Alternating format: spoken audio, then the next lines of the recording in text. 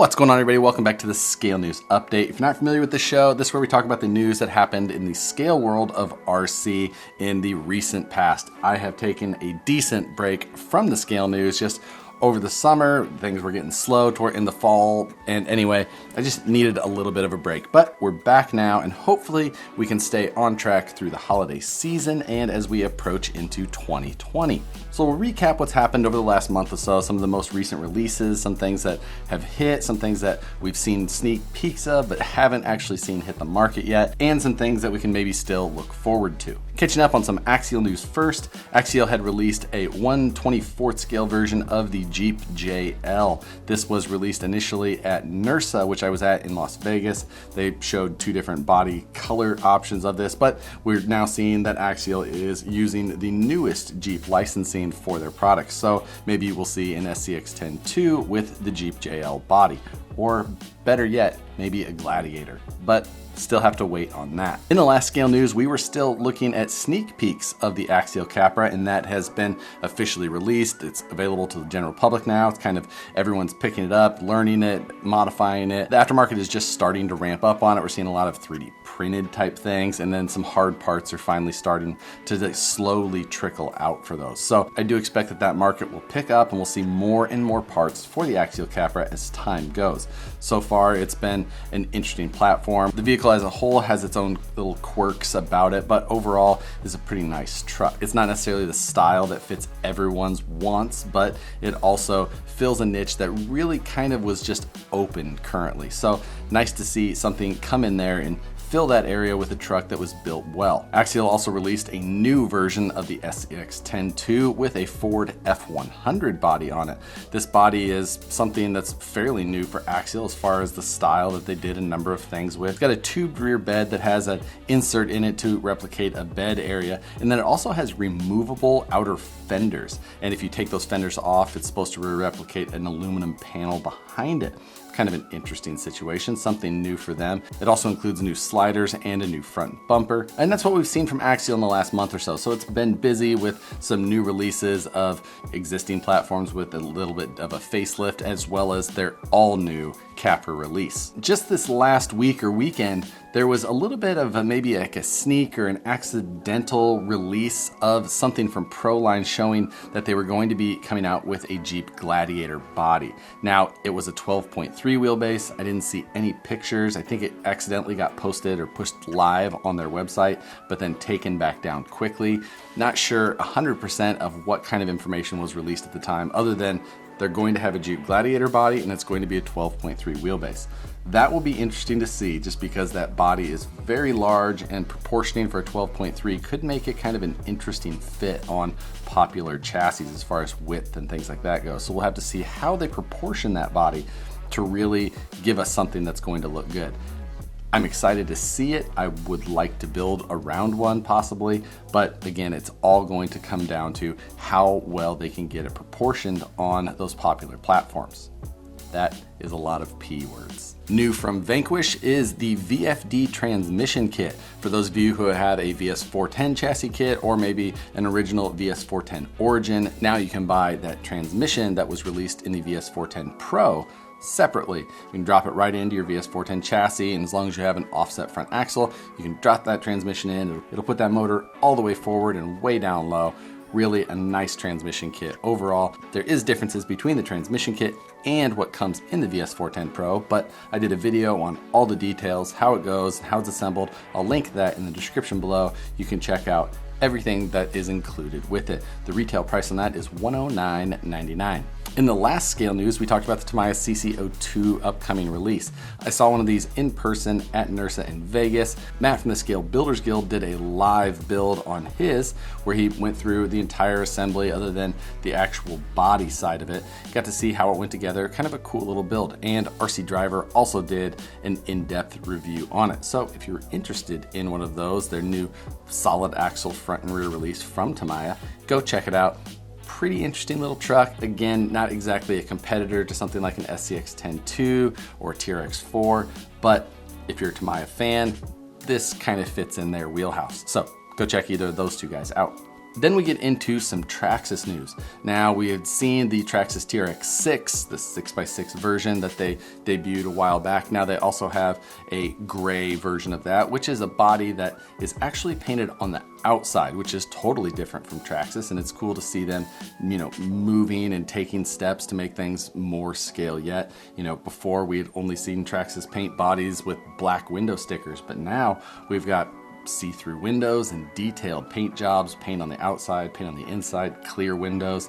They're really coming around in this scale market in that way. They also released a desert tan version of the TRX4 Sport. Pretty nice touch there. I think that's a good fit for that product line. Then they also released a yellow version of the TRX4 Defender. So if you want a Defender body to kind of lean your way towards a camel trophy looking build, you can just buy that yellow version and weather it, sticker it up like you want, and have something pretty close. And then last weekend was SEMA, and at SEMA, Traxxas was showing off a new version of a K10 Blazer. Now this looked like a 1969 K10 Blazer CST version, which, if you remember, is the exact same year and trim level that the Axial Blazer was on the SCX-10 II. They showed two colors at the SEMA show. One was the exact same blue that Axial's was, but it does have a white hardtop molded in. Then the second version was all black. Now, it showed on the little info card that was displayed next to these vehicles that it's still pending GM licensing, final approval there, which is weird just because normally you wouldn't expect them to be showing something off like that before it's been approved with the license partner that they're after. So I assume that it's pretty much ready to go and you're gonna see it basically exactly how it is. But it was interesting to see Traxxas go directly after the same year and trim level as what Axial had already produced. That wasn't necessarily that popular of a trim package, so it just seemed very odd that those two were just, head to head now. The Traxxas body does look really good. It doesn't have the cage like the Axial does, but overall, it's got a really good looking set of wheels, some very stock looking bumpers. The Axial one had the cage and then some more off-roadish looking bumpers, but two very different vehicles overall, but some very similar styling. For those of you who are interested in the competition side of Scale, Scale Nationals 2020 dates have been announced, and it's going to be in the Vegas area at Logandale. Now, if you're not familiar with what SORCA is, it's the rules organization that puts together the guidelines that allow people to put on these events. And this is the culmination of, all of the SORCA events. It's going to be nationals, the national title, the whole deal.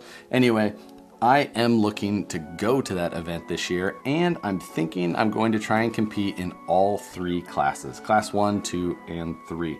Now, I don't have vehicles built for any of those classes, so I'm going to have to build all three, and I really don't have any idea what I'm going to do for any of them.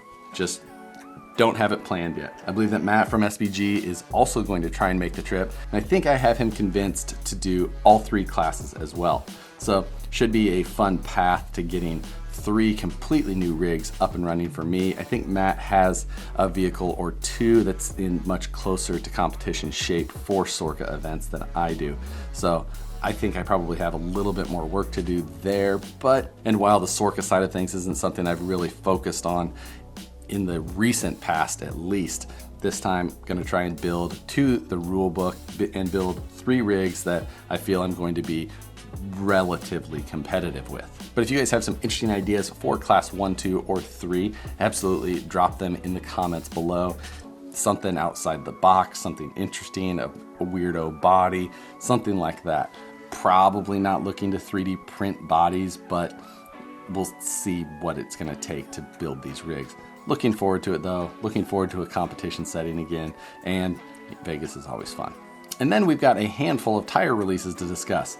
Proline released a military-specific grunt tire. It's a 1.9 military tire, looks perfect on the Axial UMG 10, too small on the Traxxas 6x6, but in general, a really nice tire for those of you who are looking for that style in whatever build you may have that they're fit on. It's not a very tall tire, and it's super narrow as you would expect from this style of tire. Cool release, and nice to see an option like that become available. Then we had a new release from RC4WD of a a new Falcon Wild Peak. This is more of like an all-terrain style tire, super scale tire. Just the detail on it is really high. The size is only 4.14, so it's a class 1 tire, but in general, I wouldn't call this a competition tire. It's such tiny lugs that you'd have to have some pretty specific terrain to have this thing work well.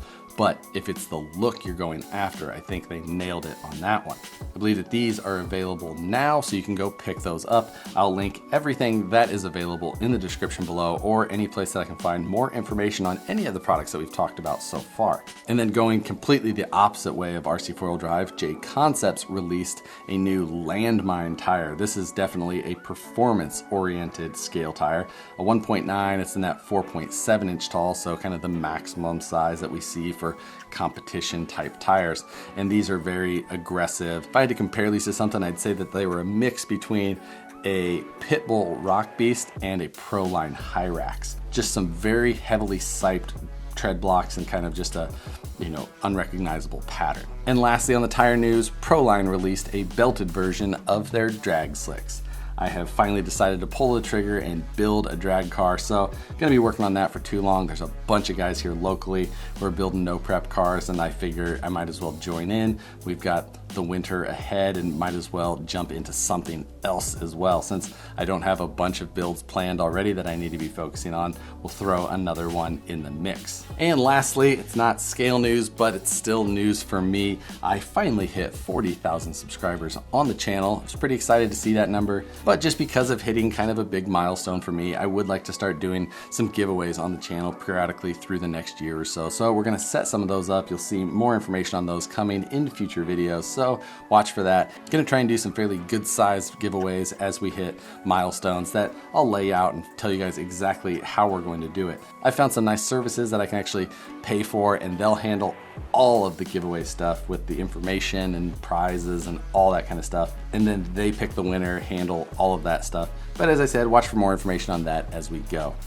Thanks for everyone that helped us get to 40,000. That's a big number for me, maybe not a big number for YouTube, but still a pretty big number for me. Sorry for the absence on the Scale News update. It's just been one of those things that it is a lot of work to try and do every week. News was slow.